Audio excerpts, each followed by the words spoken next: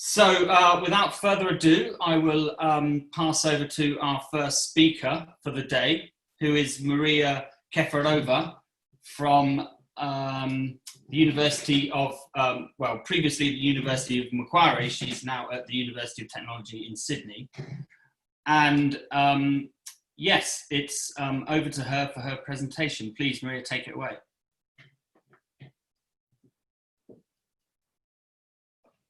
Okay. Yeah, hello everyone, and thanks for having me.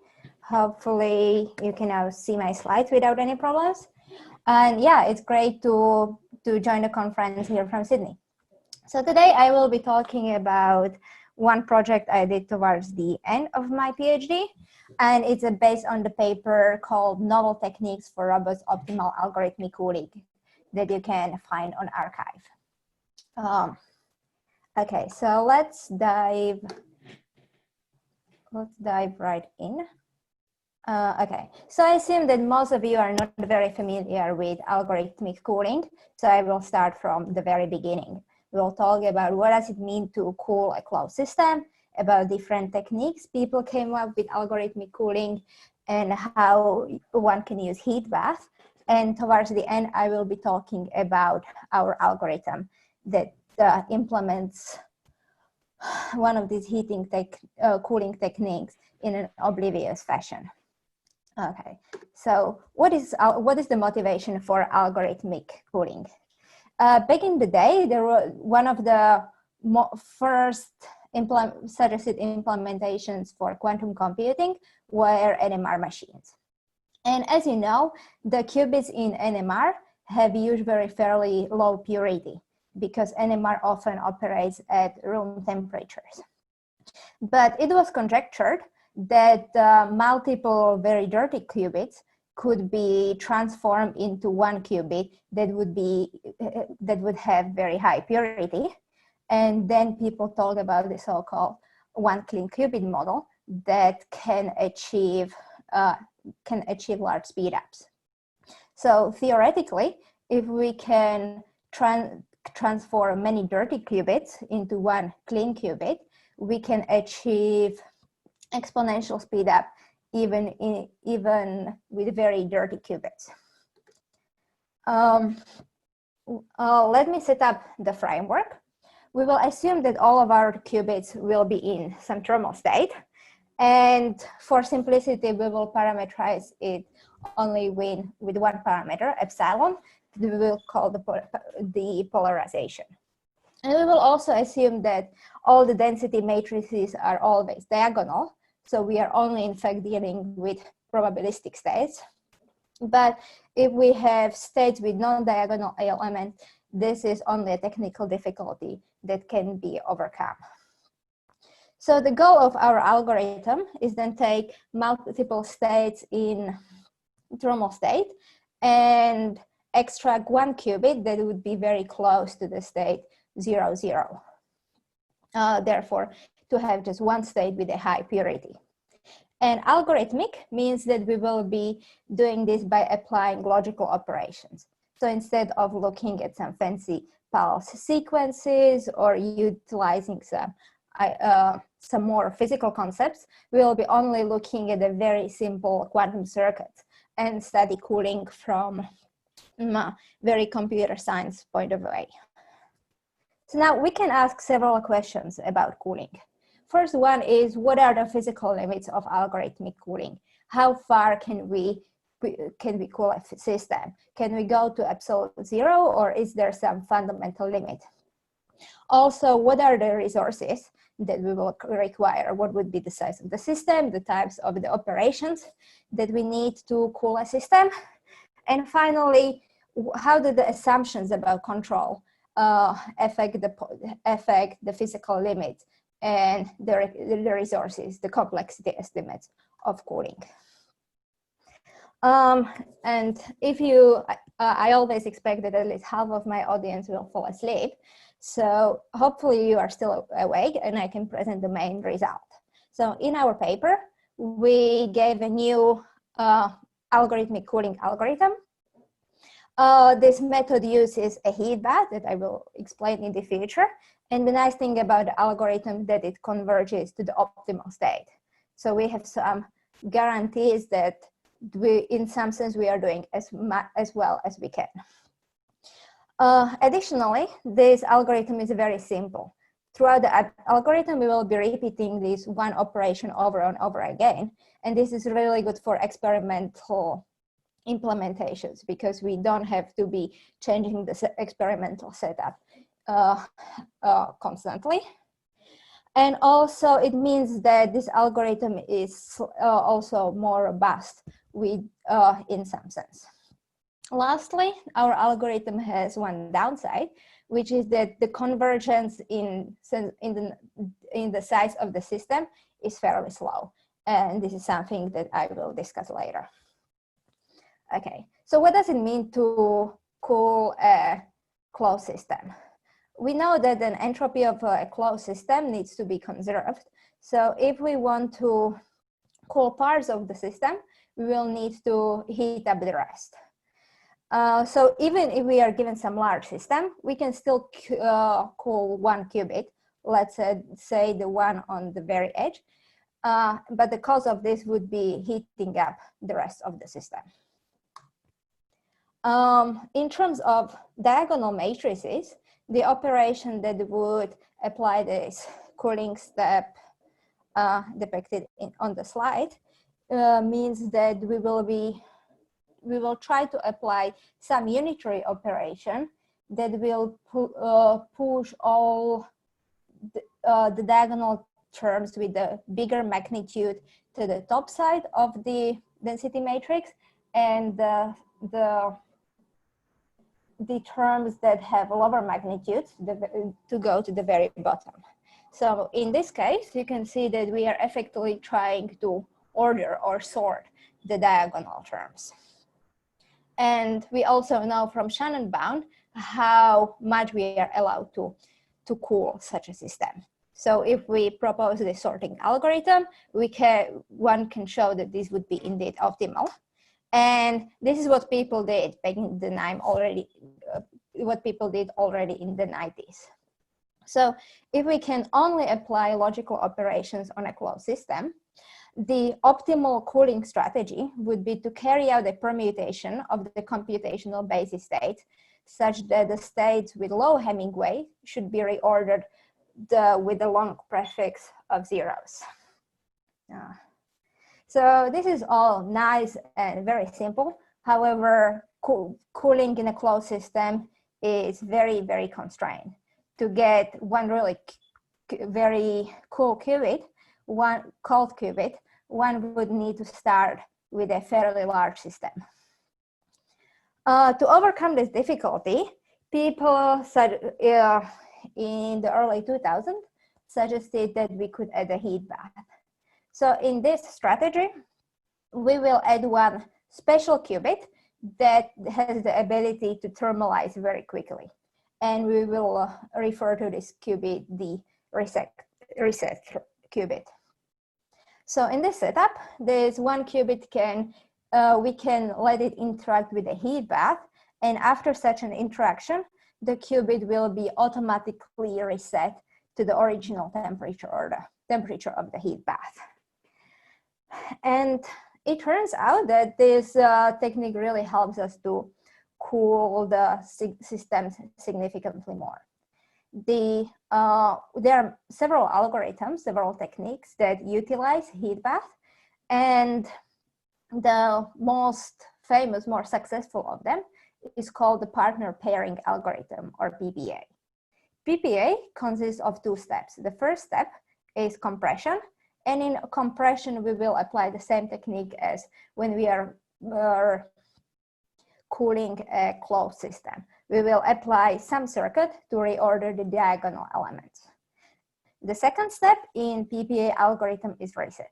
So in reset, we will then use the heat bath, and we will reset one of the qubits, ideally the hottest qubit, to the original polarization. We will reset it to the temperature of the heat bath.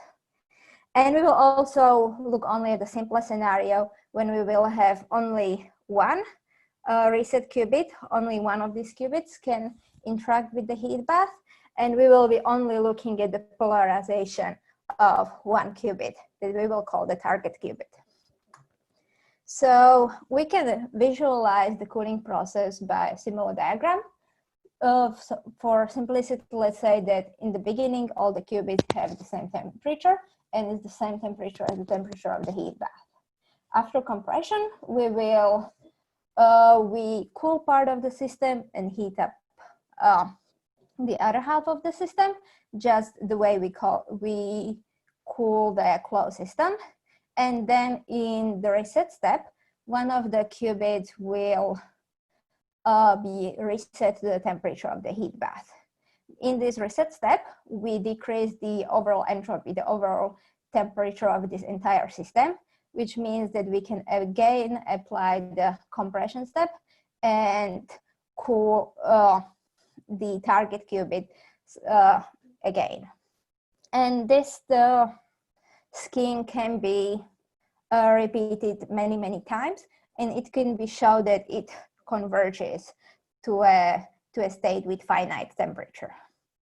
And this is quite interesting, because for PPA, and in fact for all heat bath algorithms with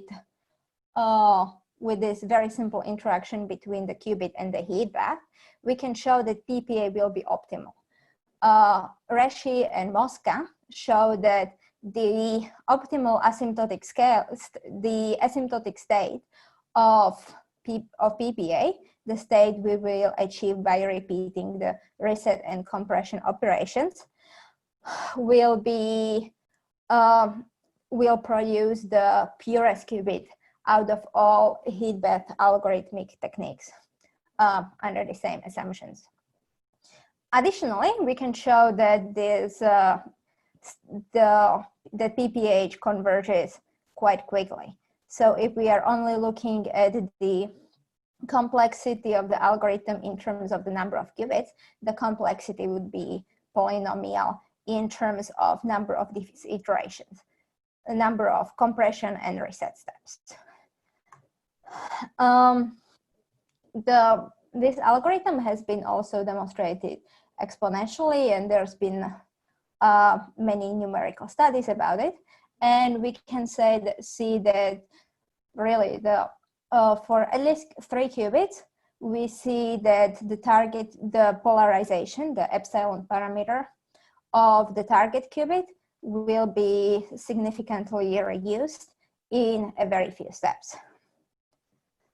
However, this algorithm and many of other heat bath algorithmic tuning techniques have 2 significant drawbacks that we identified in our paper. The first issue is that it's not easy to say what will be the circuit that will implement the compression operations. In the beginning, we know pretty much exactly what density matrix, what state we are starting with. Everything is in a normal state. We can figure out what the operations we need to apply. But as we are progressing in the algorithm, in every step we will need to come up with a new unitary, and we will need to synthesize a circuit for it. If the algorithm is not perfect, if there are any issues with some of the previous steps, the state that we have in fact in the lab might differ from the state that we theoretically predicted, and thus the operations that we are applying can be the wrong ones. So not only it's not clear what circuits we need to apply to perform compressions, we need to have pretty much the perfect knowledge to know what the operations we need to apply. And this is something we don't really see in algorithms quite often, because we almost never have perfect knowledge about the states. To have algorithm that works only for one fixed state is not very practical. to do that, we would need to perform tomography, which would introduce a ridiculous overhead. We also consider that maybe this PPA algorithm would work even if we don't have the perfect knowledge. However, this turns out not to be the case. If we are applying just slightly different compression unitaries, we wouldn't be able to cool the system, and instead we would be just messing up our state. Okay, so let me now explain the simple Oblivious implementation. In our algorithm, every time we are applying compression, we will be applying one fixed circuit that is simple to implement. It's polynomially sized. There is no need for tomography, and we also conjecture that this approach has some inherent robustness. The operations we are applying is pretty simple. It can be synthesized using two operations that perform cyclic shift and also multiple control TOEFL. And the complexity is asymptotically the same as for multiple control TOEFL. It requires n squared gates if we are applying it on n qubits. And since we, unlike for PPA, we can write down this unitary, and we can also write out the channel that we are applying in every single iteration of our algorithms. We now can then realize that we are only manipulating the diagonal of the density matrix. So instead of thinking about states, it is sufficient to look at the probability distribution over computational states, and we can work with a transfer matrix of this Markov chain. We were able to use techniques from Markov chains to analytically compute the properties. We computed the asymptotic state of our process, which is the +1 eigenvector of this matrix D, and we show that it is the same state as for PPA algorithm, and therefore we are achieving optimal polarization and the optimal state. We were also able to compute the mixing time of this Markov chain, which was which turns out to be the weakness of the algorithm. The problem with the mixing time is that it scales exponentially with the number of qubits. However, this doesn't have to be a huge issue because the number of qubits that usually won't be really big. If we need hundreds of qubits to create one clean qubit, maybe maybe we should be using a different architecture. And we are also thinking about strategies that can improve the scaling. So there are many open questions one can ask about algorithmic cooling and how we should think about more efficient techniques. Could we work with imperfect gates? Can we improve the complexity? Can we reduce the requirements? And this can be something interesting for all of you to consider in the future. So just to summarize, we gave a new heat bath algorithmic cooling method that converges to the optimal state, and it's significantly simpler than the previous techniques. And there is no need to know the state exactly. It's easier to implement, but it's not efficient for a large number of qubits. Thank you.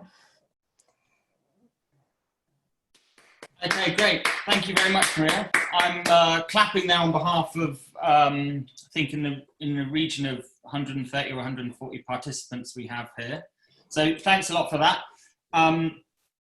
I just had a quick question I wanted to ask before I put it out to the audience. So this unitary that you're applying to the density operator, I guess, I mean, this is just a basis change. Is that right?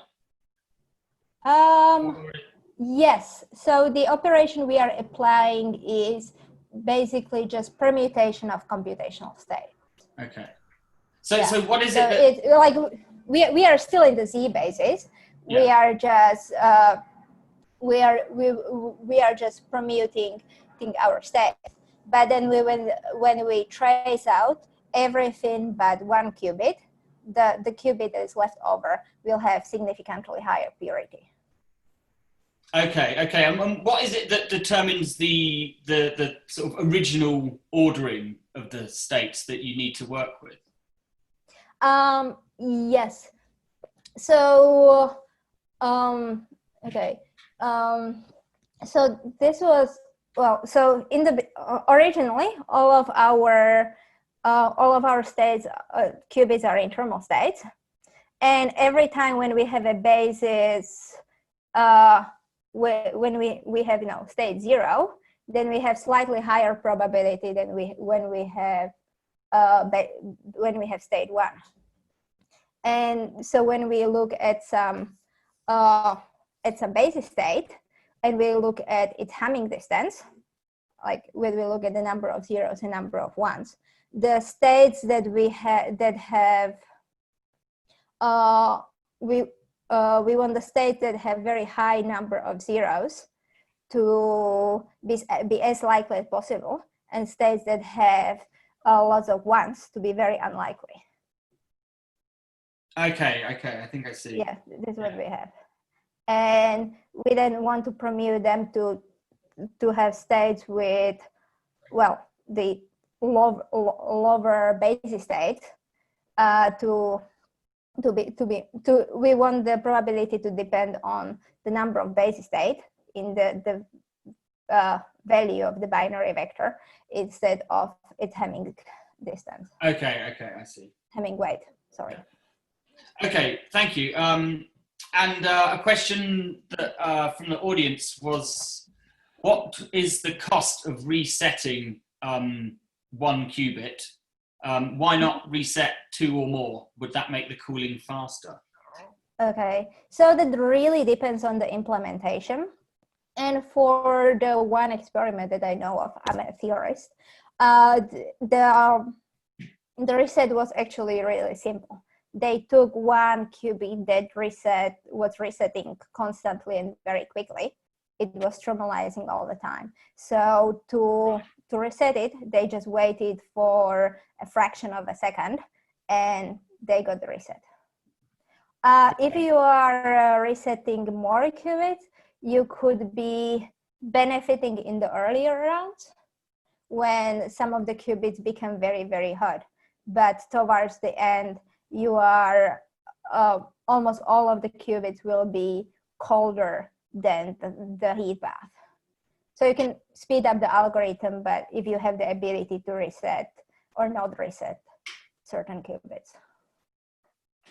Okay, okay, thanks. And yeah, I guess there's time for one more. So this question from David Shaw, what are the potential applications for the cooled qubit? Okay, well, we need to initialize our qubits to state 0. Every time when we do anything with quantum computing, we need to have the ability to create fresh ancillas. Yeah, okay. So one of the many applications would be to initialize states for quantum computation, create ancillas. If you want to know what is the outcome of your computation, you need to know what you started with.